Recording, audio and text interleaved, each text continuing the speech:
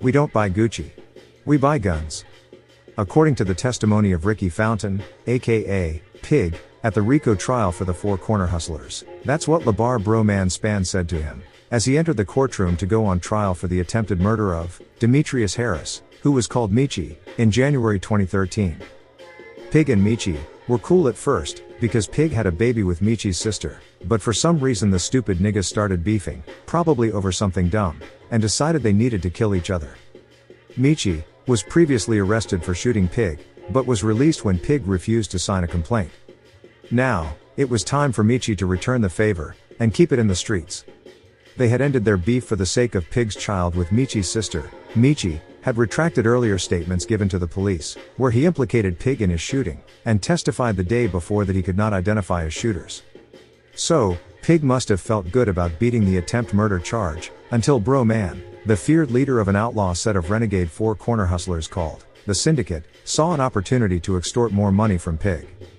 Bro Man demanded $20,000 from Pig, or Michi was going to change his testimony. You'll have to watch our story to the end to find out what happened next, because now we're going back to where the dysfunctional relationship between Bro Man and Pig began. The year is 2010, and Pig has graduated from pushing dime bags on Chicago's west side to moving weight. Another Four Corner hustler, Bro Man, had recently returned home after beating the case for the murder of Latin King Chief Rudy Rangel Jr., better known as Kato. This begins the Cartoon News Network's feature presentation. Four Corner Hustlers don't buy Gucci, they buy guns. You testified that you gave Mr. Spann between $400 and $500. I asked you a question, why? Can you explain that again, please, a little bit slower? Why would you give someone calls you, in this case Mr. Spann, says he needs money, you drive over there and give him money? Because I don't want the conflict behind not giving him money. You gave him money that day. Did you leave? Yes, sir. Between 2010 and 2012, was that the only time Mr. Spann called you for money? No, sir. Did he call you often after that? Yes, sir. And what would he say? He'll try to befriend me, acting like he was my friend, but then he'll say he needed a couple of dollars to do something. This was around 2010, 2011? Yes, sir. And what would you do? I would meet with him and give him a couple of dollars. When you say a couple of dollars? A few hundred. $400 to $500? Yes, sir. Did you meet with him approximately 6 or 7 times in 2011 and do that? Yes, sir. Now, 2012 rolls around. Was Mr. Spann still calling you? I was like changing my phones all the time, but he'll call when he get the numbers from someone. He'd get lucky and get the number. Why were you changing your phone? I ain't trying to just give people my money for nothing. Was one of the reasons you had to change your phone was because Mr. Spann was calling so much? Yes, sir. Did Mr. Spann at some point between 2011, between 2011 and 2012, did he begin to call you monthly? Yeah, he just wanted to meet up with me monthly. And did you then eventually have to start meeting up with him monthly? No. I started ignoring his calls and things like that. And do you remember the money increasing when you would begin to meet with Mr. Spann? Just one time. What happened that one time? I gave him $2,000. Was that in 2012? Yes, sir. Where was that at? I honestly can't remember. It had to be at a gas station, or on the side of the street somewhere, 'cause he seen me in traffic. He saw you in traffic? Yes, sir.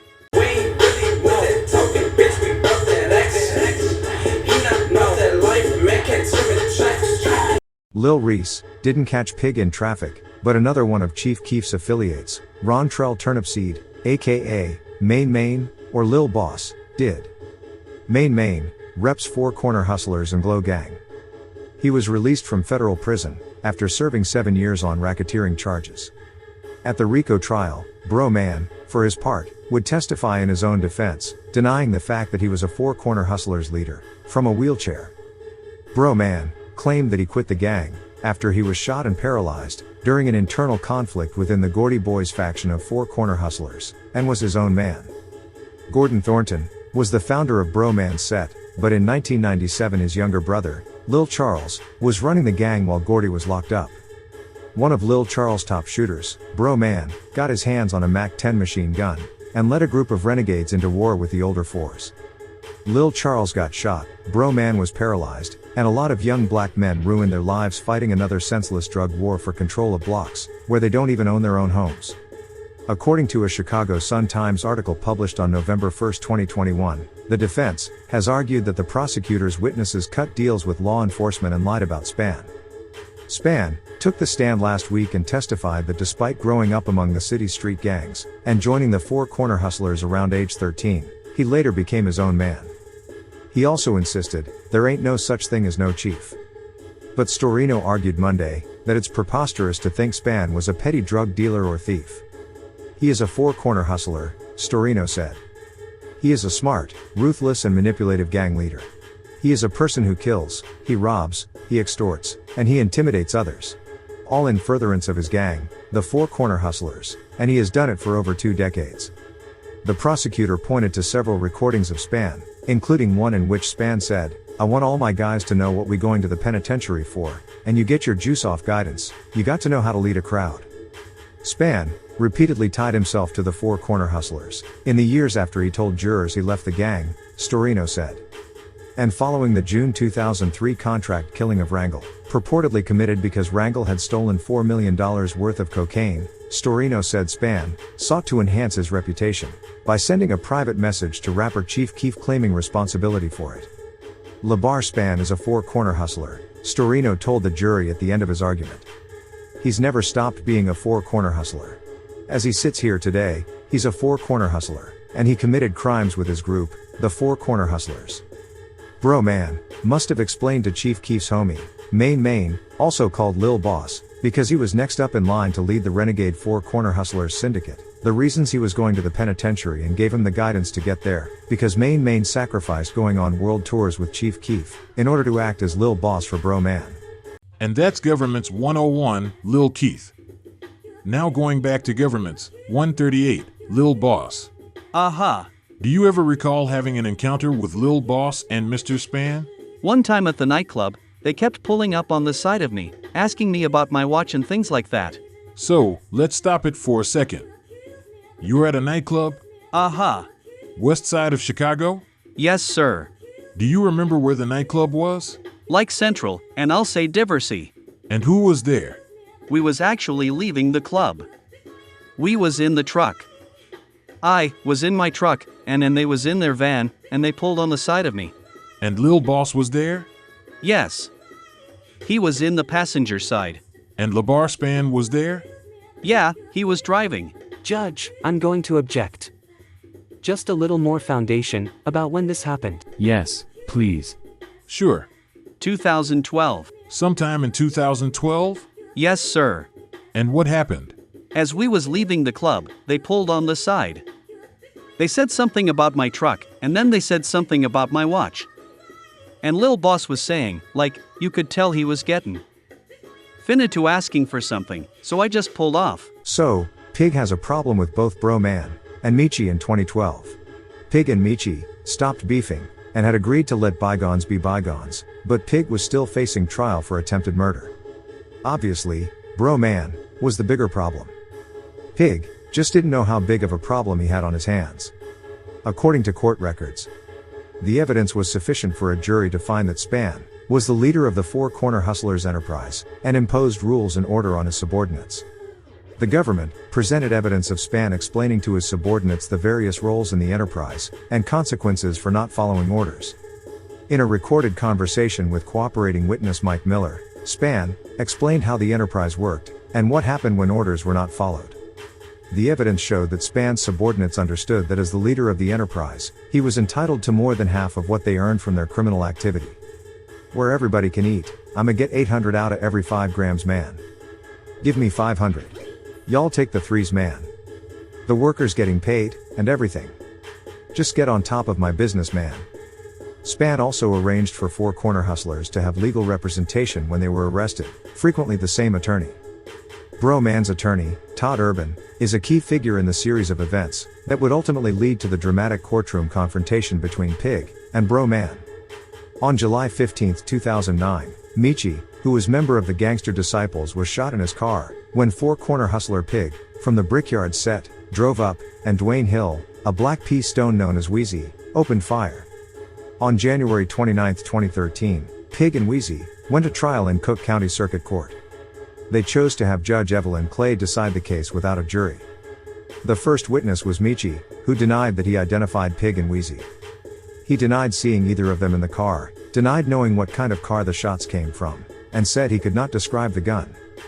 Michi said he could not recall speaking to the detectives in the hospital, or signing photos of Pig and Wheezy. He said he was on medication after surgery, and didn't remember meeting with an assistant state's attorney. He said he was on morphine, and Tylenol 3. During cross-examination, Michi said he did not see the person who shot him in the courtroom, and said the gunman was not Wheezy. Michi admitted that he had given a statement to the defense nearly a year prior to the trial. In that statement, Michi said he had no recollection of speaking to police or giving a statement to the prosecutor. At the conclusion of his testimony, the prosecution asked that Michi be kept in the back of the courtroom, in case he was recalled. Judge Clay advised him to return the next day. And did Demetrius Harris, who you called Michi, did his testimony concern about whether you or Wheezy had shot him? Yes, sir. Without getting into Mr. Harris's testimony, after Mr. Harris testified, did court shortly thereafter adjourn for the day? Yes, sir. And did you speak to anyone later that night? Yes, sir. Who did you speak to? Michi. He called me. And what did you say? He called me and said I should be good the next day. Was there a second day of trial? Yes, sir.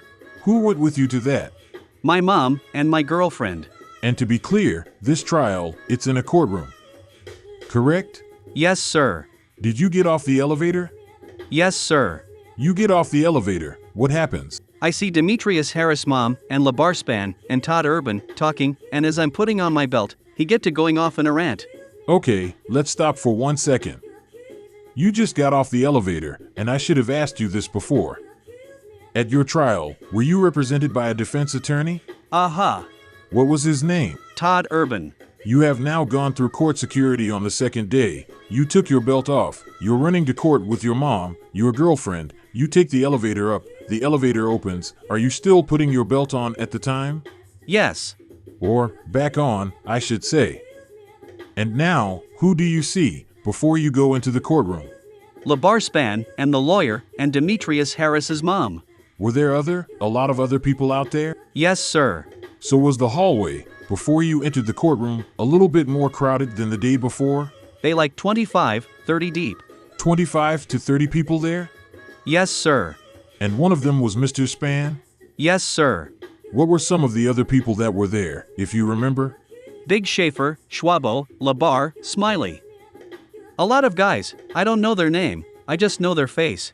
But you witnessed Mr. Spann talking to your attorney, Todd Urban? Yes, sir.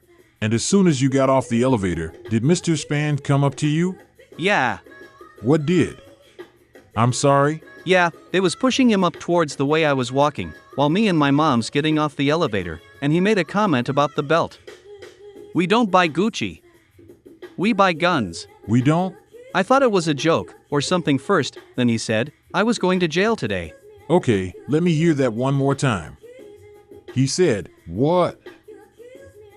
Could you, clearly, for the reporter? I was putting on my belt. The belt buckle was kind of heavy, so it hangs, so he seen the Gucci belt buckle. And he said, we don't buy Gucci, we buy guns. Mr. Spann said this? Yes, sir. And then what did he say? I'm going to jail today. Mr. Spann told you? Question? Mr. Spann told you were going to jail today? Yes, sir. Did you enter the courtroom? Yes, sir. Was the courtroom busier? The courtroom hadn't even started yet, but when we came in, everyone came in behind us. So, did the courtroom pack up? Yes, sir. Did Mr. Spann come in the courtroom? Yeah, he came in behind us. Was anyone saying anything to your family? Yeah, Labar Spann said he'll smack my bitch ass. Some big Puerto Rican guy jumps up and was saying he been wanting to fight me, or been wanting me. You don't even know me. But as that was going on, the people that was in the courtroom put everyone out. They kicked everyone out? Yes, sir. Has the second day of trial even begun yet? No, sir. Did Mr. Spann say anything to your lawyer? Yes, sir. And who was your lawyer again? Todd Urban. What did you hear Mr. Spann say to Mr. Urban? Harris is going to change his testimony if we don't get 20,000 up here. On January 30th, 2013, the second day of the trial, the prosecution recalled Demetrius Harris, aka Michi, as a witness. During his testimony, he said that he was sitting in his van when a black car pulled up. He said, Pig was driving.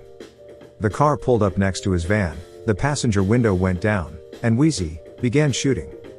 He now testified that he remembered talking to the police and the prosecutor, and that he had identified Pig and Wheezy as his assailants. Michi explained that he testified differently the day before because he had decided to just let it go.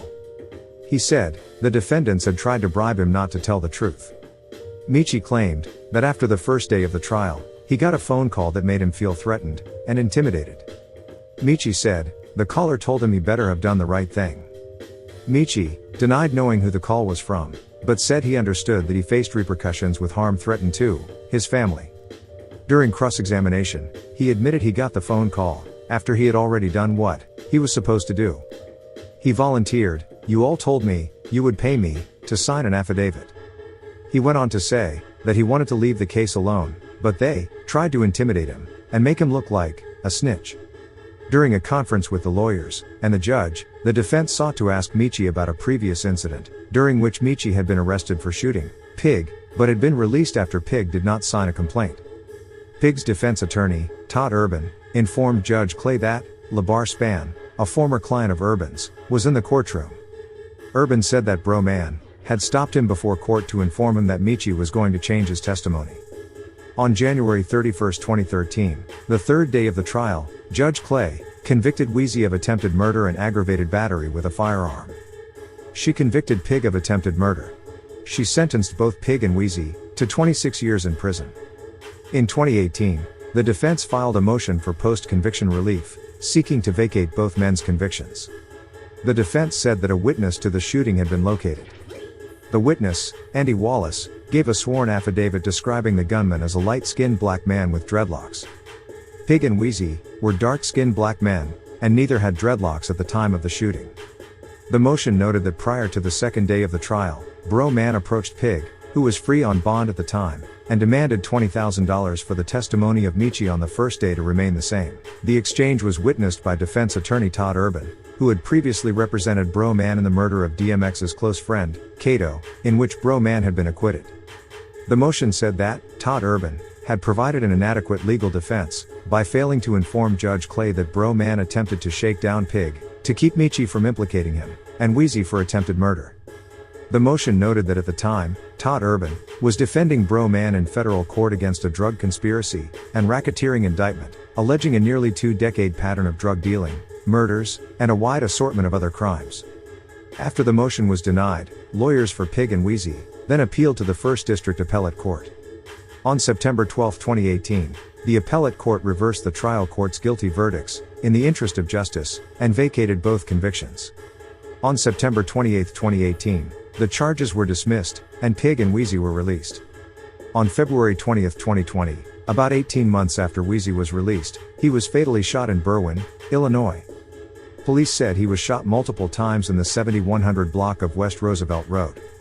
On November 8, 2021, Labar Bro Man Spann was convicted in federal court of all charges, including that he was responsible for the murder of Kato. Bro Man's conviction carried a mandatory sentence of life in prison. Most defendants in the case pleaded guilty. But Spann was convicted following an 8-week trial that included testimony from another purported member of the gang, Sammy Booker, who pleaded guilty to a racketeering conspiracy in October 2019. His written plea agreement said Booker would cooperate with prosecutors with the expectation that, in exchange, he'd be sentenced to between 25 and 35 years in prison. The feds now say a former prosecutor on the case, Peter Solib, made a more specific and previously undisclosed promise, as Booker prepared to testify before a grand jury in September 2017. After prosecutors made the disclosure in April 2024, a judge called it extraordinary, before he suggested a jury's verdict could be tossed out. Please hit that like button and subscribe. To watch more videos from the Cartoon News Network, if you enjoyed Four Corner Hustlers, We Don't Buy Gucci, We Buy Guns, as we continue our series, Killing King Kato, with more crazy stories about Labar bro man Spann, untold tales about the Flores twins, and unbelievable facts about El Chapo.